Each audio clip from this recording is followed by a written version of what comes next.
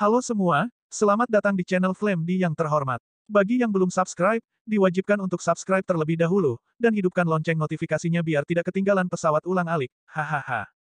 Nah, mari kita gas ke alur ceritanya. Kedamaian telah kembali ke alam dewa kuno, dan semuanya sama seperti sebelumnya. Di aula, Ratu menggambar potret Xiao Yan, dan sudut mulutnya sedikit naik saat dia menggambar, seolah dia semakin menyukainya. Gosok-gosok, ledakan. Tidak lama kemudian, di luar aula utama, saya melihat Ke Yun dan saudara-saudara senior lainnya bergegas dari luar, rancang terhuyung-huyung dan bahkan berguling dan merangkak, matanya penuh kepanikan, dan seluruh tubuhnya gemetar. Perempuan, yang mulia, sesuatu yang besar terjadi. Suara gemuruh rancang memecahkan seluruh aula yang sunyi. Apa yang kamu lakukan dengan panik? Sang ratu sedikit mengernyit, tetapi sikat di tangannya tidak bergetar sama sekali. Yang mulia, adik laki-lakinya sudah mati. Mata rancang merah, dan Ye Feiyu juga bersemangat. Kakak laki-laki senior lainnya mengepalkan tinju mereka satu demi satu, dan sulit untuk mempercayai fakta ini saat ini. Oh, sang ratu bertanya dengan curiga, dan semua orang melihat ekspresi acuh tak acuh sang ratu dengan terkejut. Yang mulia, Xiao Yan sudah mati. 5 bahtera hancur berkeping-keping setelah mereka meninggalkan alam dewa kuno. Semua puing-puing dari bahtera yang hancur menghilang. Itu adalah sinar pemusnahan dari surga dan istana manusia. Di tangan dari Renfu, angkat pasukanmu, yang mulia. Tidak ada waktu untuk menunda, mereka tidak akan membiarkan adiknya pergi. Pikiran rancang benar-benar kacau, dan tidak ada cara untuk tenang. Ratu berdiri perlahan, semua orang tegang saat ini, dan sepertinya mereka siap bertarung sampai mati dengan Tian Renfu. Kembalilah. Tetapi saat berikutnya, Ratu mengangkat tangannya dan berkata dengan lembut. Permaisuri, adik laki-laki junior mungkin masih hidup, kita tidak bisa menunggu kematian untuk menyelamatkannya, dia yang terbaik.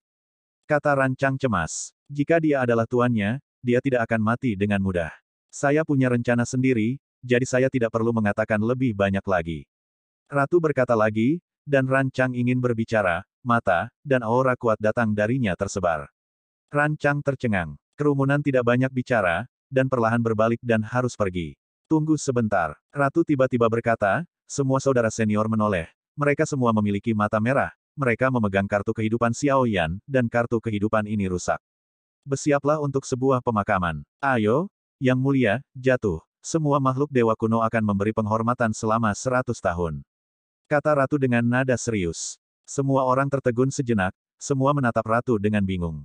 Pada saat ini, mata Ke Yun menunjukkan pandangan yang rumit. Ini tidak mungkin cara Ratu melakukan sesuatu, tetapi melihat kartu kehidupan yang rusak di tangannya, ini membuat Ke Yun lagi harus percaya. Ketika berita tentang kejatuhan Xiao Yan menyebar, seluruh alam dewa kuno terkejut. Upacara pemakaman untuk kejatuhan Xiao Yan dibuka di alam dewa kuno. Rancang berdiri di tempat terakhir Xiao Yan pergi, memegang kartu kehidupan yang hancur menjadi 2 di tangannya, tubuhnya gemetar lagi. Ah, teriaknya dengan suara yang menyayat hati. Ye Feiyu menepuk rancang dengan ringan, dan matanya basah. Adik laki-laki kecil telah pergi. Tidak mungkin. Bagaimana dia bisa mati seperti ini? Kakak muda adalah kehormatanmu. Ke Yun dan San Shenjun Liuer datang ke sini, memegang kartu kehidupan di tangan mereka, selalu tidak ada cara untuk percaya fakta ini. Seluruh alam dewa kuno dipenuhi dengan suasana sedih, dan meskipun matahari bersinar di seluruh bumi, itu tidak bisa merasakan kehangatan sedikitpun. Gu Jing, yang mulia ratu. Xiao Yan, apakah dia benar-benar mati? Ketiga gadis itu datang ke kuil kuno, Xiao Qi dan King Lin sudah menangis, dan mereka suaranya serak dan tidak bisa berkata apa-apa, ada sisik warna-warni, matanya dingin dan tinjunya terkepal erat, dan matanya sedikit merah.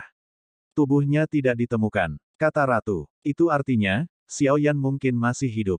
Kailin bertanya, wajahnya yang dingin masih menunjukkan betapa mendesaknya dia.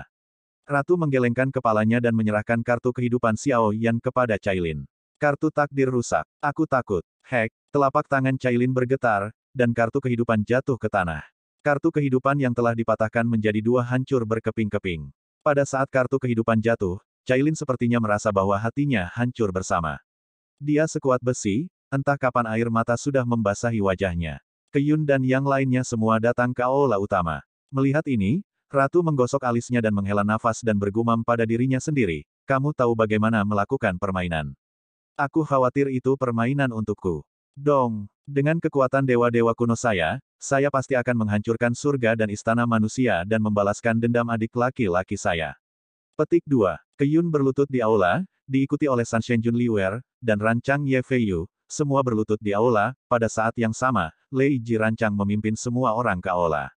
Aku mohon pada ratu untuk meningkatkan pasukan dan membalaskan dendam adik laki-laki itu bagaimanapun caranya. Mata semua orang menatap serius pada ratu yang sedang duduk dengan tenang. Tahukah kamu, begitu perang dengan langit dan bumi dimulai, seluruh dunia Sengsi akan berada dalam bahaya kehancuran. Ratu berkata dengan suara yang dalam.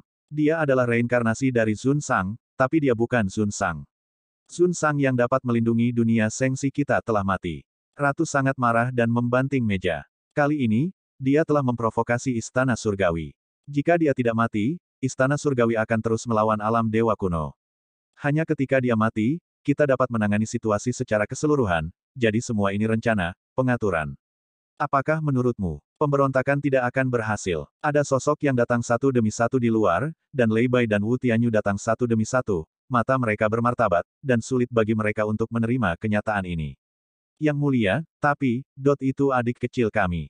Rancang mengangkat kepalanya, seorang pria kuat menangis lebih sedih daripada seorang wanita. Aku ingat, kami adalah saudara yang telah menukar hidup kami berkali-kali, dan sekarang kami bisa berdiri di sini karena dia. Aku mohon, Ratu untuk bertarung. Suara serak Rancang sekali, lagi jalan, air mata seperti kedelai berdetak kencang. Saya mohon Ratu untuk meningkatkan pasukan. Di seluruh aula, semua orang berlutut serempak, dan tubuh halus Cailin di samping bergetar, dan kemudian mereka semua berlutut dengan berat. Sang Ratu berdiri, melihat semua orang menghela nafas panjang, perlahan membalikkan punggungnya. Ketika kekuatanmu belum sepenuhnya terbangun, para dewa kuno tidak boleh gegabah mengirim pasukan, jangan katakan, keluar. Sang Ratu menjentikkan lengan bajunya, dan kemarahan yang langka membakar seluruh aula. Dampak dari kekuatan besar menyapu semua orang yang berlutut di aula. Pintu aula utama benar-benar tertutup dengan keras, dan hati semua orang menjadi abu. Rancang sedang terburu-buru, dan seteguk besar darah menyembur keluar, merah di matanya, dan napasnya mulai naik dengan liar. Adik muda, Rancang bersumpah untuk membunuh surga dan istana manusia untuk membalaskan dendammu. Keyun juga mengatupkan giginya dan berubah menjadi beberapa pelangi panjang untuk pergi. Raungan mengerikan belum pernah terdengar di alam dewa kuno sejak itu berhenti.